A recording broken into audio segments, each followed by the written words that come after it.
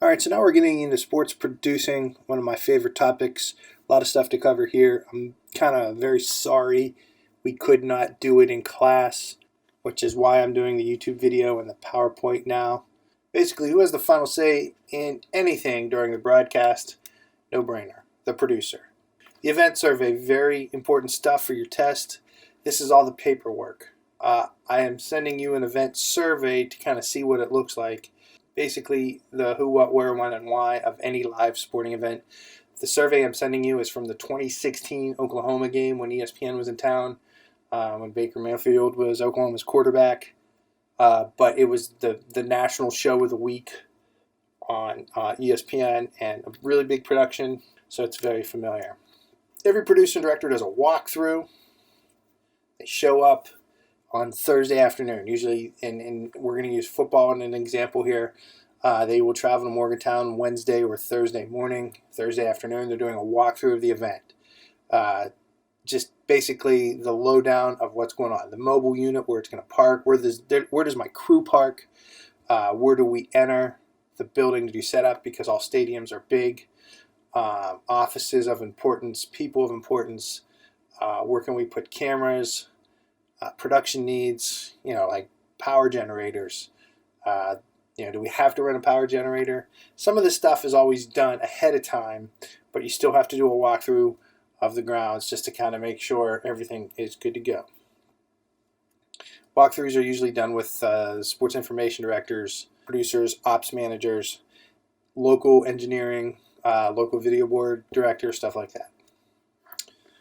Venue access is pretty big, because if you don't know how to get into the venue or you don't know where to go, your production can come to a grinding halt. So the need for proper credentials absolutely is a must. When is the crew arriving? When are they leaving?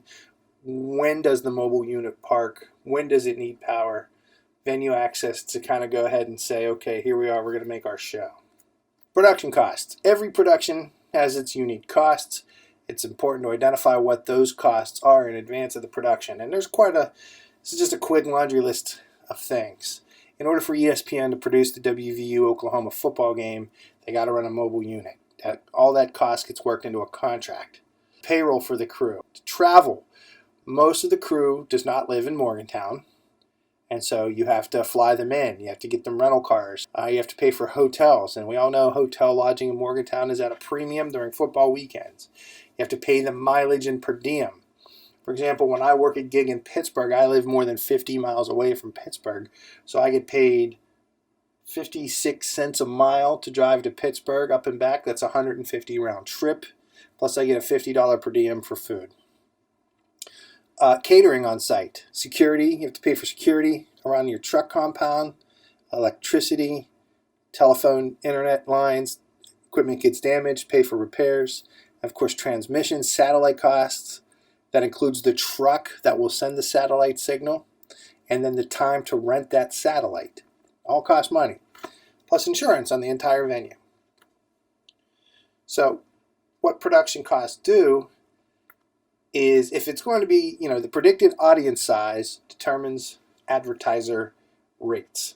So the bigger the audience, the more expensive the advertising. The cost to advertise determines the show's budget. How much money do you have to spend on this show? The show budget determines production costs. Production costs determine placement for audience size. It's a vicious circle. The bigger the show, the bigger the budget. The lesser the teams, the smaller the budget. All productions begin with a production plan. Basically, you just don't show up and produce a show. What are we going to do during the show? And the production plan basically comes down to what's happening on air. Producer has to have stories to tell. So what's in the production plan? The show opening. How are we going to get on the air? Scene setting, the participants, what sponsor requirements do we have? What are some anticipated in-game stories? What do we do at halftime? And how are we getting off the air? That's all part of a production plan, scripted. So in order to come up with your production plan, you will have what's known as a pre-production meeting. It's an integral part of the production plan process. Usually the producer oversees it. These meetings should include representatives from each of the following areas: the producer and the director, your announcers, your associate producers and associate directors, and of course from the teams, coaches, media relations, sports information directors. Somebody has to be there. When ESPN comes to town and we want to tell them that here's a good story you could do here or there, all part of the whole pre-production meeting to give our audience the best show possible so that they want to stay tuned in so that they will see the sponsors that run during breaks. Makes sense. The rundown, or the show format, is written and printed document on our spreadsheet born from the pre-pro meeting. Okay, we've had our meeting. How do I want to get my show on the air? It will generally details how they're going to get the show on the air. The item of interest, the source, the audio source, the description of an image, segment time, and total time elapsed per that segment. So here's a quick example of the Delaware State at WVU game from 2017, and I have a link for you to watch them how they got on the air. The tease itself was actually a minute long. They budgeted 30, but the tease went a minute. You have your open animation and your EVS package of players warming up, fans coming in the building, stuff like that. Wide shot and a title card over live shot, which basically says Delaware State versus West Virginia. And then we're going to come on camera to Rob King and Mark Bulger, do a little banter there for 15 seconds, talk about Will Greer, show a video highlights package of Will Greer, come back to Rob King and Mark Bulger. Now they're going to talk about not quarterback Kaiser White, but defensive back Kaiser White. That's a misprint on their part. Show his 2 interceptions from the week before against East Carolina. From there, we go down to Meg Bulger talking to Dana Holgerson. You'll notice in the source it says live. So think about how you have to manage that circus and making sure that Dana is with Meg Bulger when it's time for her to go live. Out of that, show a shot of head coach Kenny Carter, and then we're ready to kick off. What you'll notice when you watch the link, the producer forgot to tell the Red Hat, which we'll go into the Red Hat in a second, let them play ball. So they had to kind of tap dance a little bit and show a couple of other shots before it was time to kick the football off. This is pretty obvious. Why are sponsors of the utmost importance? They pay the bills. Doesn't get more simple than that, which makes the producer's most important job. He or she is to fulfill all sponsor needs and requirements. If I paid you money to see my product logo on the screen, I better see my product logo on the screen, which makes the sponsors the most important storytelling aspect of your broadcast. Super Bowl, we think we went over this. It was $5 million for a Super Bowl ad, both in Super Bowl 52 and 53. But Sunday Night Football, $700,000. Big difference there. Not quite the audience of the Super Bowl, but maybe the biggest audience of the NFL weekend compared to a Fox 4 p.m. football game. And it's $716,000. The game's not in prime time, but most teams either play at 1 o'clock, Sunday night, Monday night.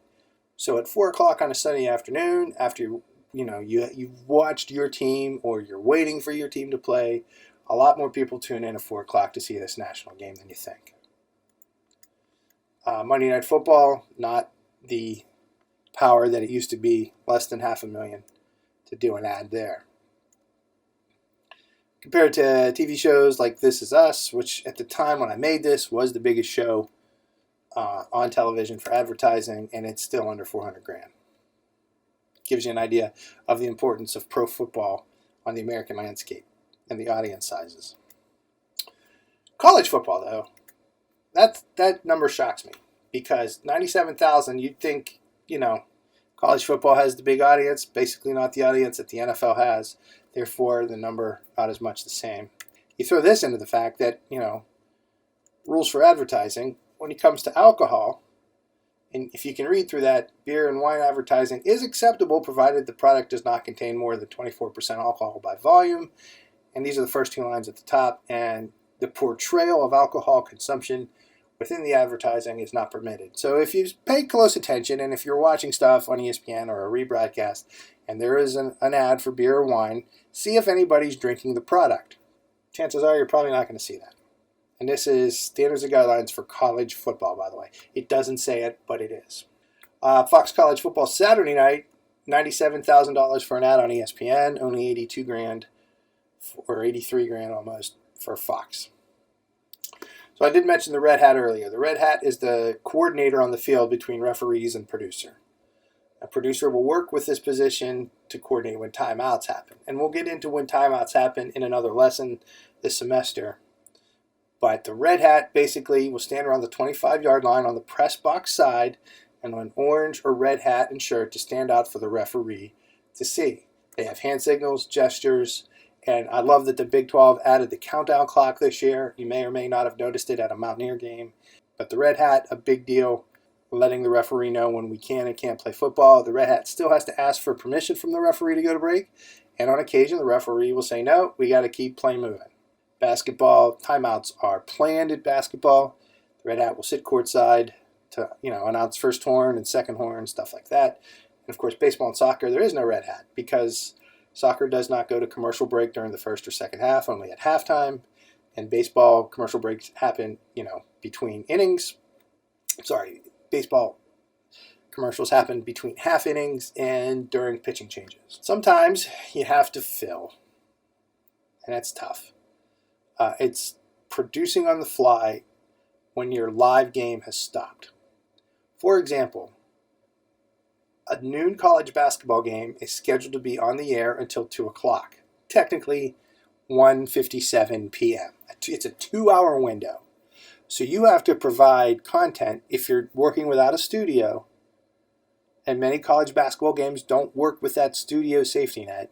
You have to fill up. So if the game ends at 1:48 p.m., you have to find a way to fill with content for 9 minutes. Ways of filling are interviews, highlights, analysis, graphics, commercials. Many times, a coach or the star of the game will come to the announcer table and do an interview on camera. There'll be highlights, there'll be graphics to fill, and you do get granted extra commercial breaks at times if you need them. Fill, very important for a producer to be able to master. Producing on the fly. And finally, 6 tools all producers must use while producing. Be accurate. Be correct when telling your audience about your game. That's an obvious one.